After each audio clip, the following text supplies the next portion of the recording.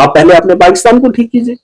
आपके मुल्क के अंदर रिगिंग हुई, आपका लीडर पाकिस्तान की जेल के अंदर है, अडालिया पता नहीं क्या नाम है उसका, जेल है, 804 नंबर कैदी है। क्यों है वो पाकिस्तान? और पाकिस्तान का हम लोगों का सगा हो सकता है जिनका लीडर जेल के अंदर है? हम ऐसे मुल्क के अंदर रह रहे हैं जहां जमहूरियत है। पाकिस्तान के अंदर कुछ भी नहीं है, कुछ भी नहीं है, और कोई भी ख्वाहिश नहीं करेगा। और मुझे नहीं लगता है कि लोगों को उसकी ख्वाहिश करने। हमारे पास क्या कमी है?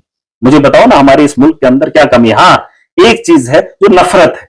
उसके अलावा दुनिया का सबसे बेहतरीन मुल्क हमारा है, दुनिया का। अमेरिका ऐसा नहीं है, चाइना ऐसा नहीं है, रूस ऐसा नहीं है, कोई भी मुल्क ऐसा नहीं है जैसा हमारा है। और अब बहुत अच्छा है, जमहूरियत है, जमहूरियत के अंदर हर धर्म को अधिकार है। इससे बड़ा अधिकार तो हमने कहीं देखा नहीं।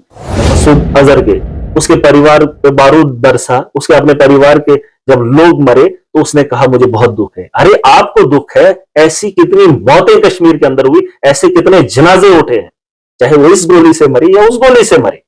अरे अपने परिवार का दर्द तभी होता है जब अपनी आंखों के सामने उसे मरता देखोगे। जम्मू कश्मीर के अंदर कितने लोग मरे, कितने लोग मरे, उन लोगों का एहसास है इन लोगों को? नहीं है। मैं वही कहना चाहता हूं कि लोगों को इस दलदल के बारे में नहीं सोचना चाहिए। हमें अपना मुस्तकबिल देखना है। मैं बार बार कहता हूं कि हम जिस इस्लाम को मानते हैं उस इस्लाम ने हमें इजाजत दी है, उस इस्लाम ने हमें सिखाया है, बताया है कि आप जिस मुल्क के अंदर रह रहे हो उस मुल्क के आईन को मानना और उस मुल्क की बका के लिए खड़ा होना, यह आपका आधा ईमान है। जंग भी एक हिस्सा है, क्योंकि जब दुश्मन आपके मुकाबले में खड़ा हो जाता है तो लड़ेगा कौन? जवान ही लड़ेगा ना। उसके लिए भी हम लोगों को तैयार होना पड़ेगा, और जो मुल्क के हालात हैं उन्हें बेहतर करने के लिए भी नौजवानों को खड़ा होना पड़ेगा। हमारे कानों पर जिम्मेदारियां हैं। जो पुराने लोग थे उन्होंने अपना फर्ज निभाया, अब हम पे उनका कर्ज है, और उसे उतारने के लिए चाहे आप इस नजरिए से देखें जंग के माहौल से या डेवलपमेंट के माहौल से, दोनों चीजों को हम ही लोग करेंगे, और उसके लिए हम लोगों को तैयार होना पड़ेगा। जैसे मैं अपने एक हिस्से की जिम्मेदारी निभा रहा हूं, और आज का जवान तभी वो जवान रहेगा जब जंग के हालात से निकल आएगा। अगर जंग का हिस्सा नहीं बनेगा, दुश्मन का मुकाबला नहीं करेगा, तो दुश्मन की गोली से तो मरेगा।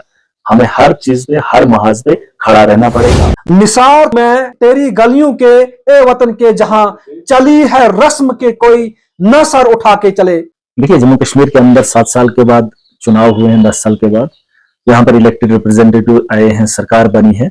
एक उम्मीद थी कि लोकतंत्र मुल्क के अंदर जो है जमहूरियत को जमीनी सतह पर लागू किया जाता। मुश्किलात से 2-4 हो रहे थे हम, लेकिन जब सरकार बनी थी लोगों को एक उम्मीद आई थी। लेकिन उस उम्मीद को तोड़ने का काम पाकिस्तान ने किया। उन्होंने जो यहाँ पर आतंकवादी हमला किया, एक डर का माहौल पैदा किया, जहां हम काम करने के हमारे लिए जो है इन इलाकों के अंदर, अगर आप देखेंगे हिली एरिया है, मौसम आज रहता है जहां पर हम डेवलपमेंटल काम कर सकते हैं। लेकिन आज पूरा एडमिनिस्ट्रेशन नहीं, पूरा देश आतंकवाद से लड़ रहा है, और सब के सब उसी माहौल में है, उसी जद में आकर जो है हम अपने काम को नहीं करा पा रहे हैं ठीक तरीके से। हमारे स्कूल बंद हुए हैं, जंग का माहौल बना हुआ है, शेलिंग हो रही है बॉर्डर पे, और अगर आप देखेंगे पुंछ के अंदर भी सिविलियन की किलिंग हुई है।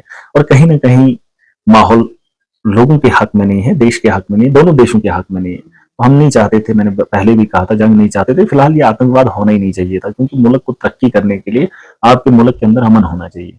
अब नहीं है, लेकिन इन हालात से जूझ रहे हैं, लेकिन हालात का मुकाबला भी करना है और इस मुल्क को आगे भी बढ़ाना है। बिल्कुल, जिस तरह से भारतीय जनता पार्टी ने ये हमेशा से जब से आई है, ये दावा किया इन्होंने कि हमने जम्मू कश्मीर से आतंकवाद को खत्म किया है। उसके बाद भी जम्मू कश्मीर के अंदर मासूम लोगों की जाने जाती है, और उस एरिया से, उस इलाके से वो जाने जाती हैं जहां पर फौज का हब है, जहां पर हर चप्पे पे फौज मौजूद है। तो आप क्या समझते हैं, ये किसकी लापरवाही है? देखिए, फेलियर रहा है, क्योंकि जिन लोगों के हाथ में इक़्तिदार है उन लोगों की जिम्मेदारी बनती है कि बॉर्डर्स की सिक्योरिटी को मजबूत किया जाए, नए तर्ज पे जो है नई फेंसिंग हो, या आतंकवाद को रोकने के लिए हर मुमकिन कोशिश की जाए। और सरकार की पॉलिसी, हर सरकार की पॉलिसी रही है, ऐसा नहीं है। 1947 की आजादी के बाद बहुत सारी जंगें हुई पाकिस्तान के साथ, उन्होंने 12 कोशिशें की है, और ऐसे मामला देखने को मिले जब से मिलिटेंसी वजूद में आई है। लेकिन फिर भी 10 साल या 11 साल से जो भाजपा की सरकार है, उस दौर में भी मिलिटेंसी खत्म नहीं हुई। मिलिटेंसी को खत्म करने के लिए उनकी जड़ों को खत्म करना पड़ेगा, जिस तरीके से जो है पिछले दिनों सिंदूर ऑपरेशन चलाया गया, वहां आतंकी ठिकानों पे जो है मतलब उनको रोक लगानी पड़ेगी, और उसके अलावा सरहदों को मजबूत करना पड़ेगा। देखिए, अगर हमारी घर की सरहदें मजबूत नहीं होंगी तो कहीं ना कहीं आतंकवाद आता रहेगा। और मैं एक चीज और बताना चाहूंगा, इसमें पाकिस्तान को भी एक मैसेज आना चाहिए। हम तो छोटे लोग हैं, लेकिन उतनी कोशिश कर सकते हैं कि अपनी बात उन लोगों तक पहुंचाने की। वो भी कई सालों से जो है इस आतंकवाद को ऐसे भेज रहे हैं, अलग माहौल बनाना चाहता है। उसको कश्मीरियों से, मुसलमानों से कोई हमदर्दी नहीं है, या बस वो चाहता है कि अफरा तफरी का माहौल बना रहे। और कई सालों से ये सिलसिला चलता आ रहा है। अगर करना ही है, अगर कहीं हमदर्दी है तो सीधा जंग करे ना, लड़े। अब 10 लोग भेजकर हजारों लोगों को परेशान कर रहे हैं, लाखों लोग परेशान हो रहे हैं। देश के अंदर करोड़ों की आबादी मुसलमानों की है, उनके माथे पे दाग लगाया जाता है, 10 लोग आ जाते हैं। अगर आपको इतनी हमदर्दी है, हमने तब आपके पाकिस्तान को नहीं चुना। देखिए, जम्मू कश्मीर का मामला अलग है, लेकिन हिंदुस्तान के अलग अलग जगहों में जो मुसलमान है वो नहीं गए पाकिस्तान, उनके पूर्वज नहीं गए पाकिस्तान। अब आपको हमदर्दी क्या दिखानी, उनको इस जमीन के चप्पे से मोहब्बत है। अगर मोहब्बत होती तो उनकी वजह से यहाँ हजारों नौजवान इस वक्त जेल की सलाखों के पीछे नहीं होते। क्या करेंगे वो, क्या किया उन्होंने? आज जब हमला हुआ तो उन्होंने क्या, वो कुछ भी नहीं कर सकते। वो अगर वो जंग भी करेंगे तो उससे किसका नुकसान होगा? किसका नुकसान होगा? जिसके मुसलमान की वो बात कर रहे हैं, वो मुसलमान, पुंछ के अंदर क्या हुआ? अरे तुम आए 4 लोग, हजारों लोगों का तुमने नुकसान किया, लाखों लोगों की तुमने जाने ली, क्या हासिल हुआ हमें? मुझे कोई एक दानिशमंद ये बता दे कि हमें हासिल क्या हुआ पाकिस्तान के आतंकवाद से? इतने साल से आतंकवाद चलता आ रहा है, लोग तो समझ गए हैं, लेकिन अब पाकिस्तान नहीं समझ रहा है।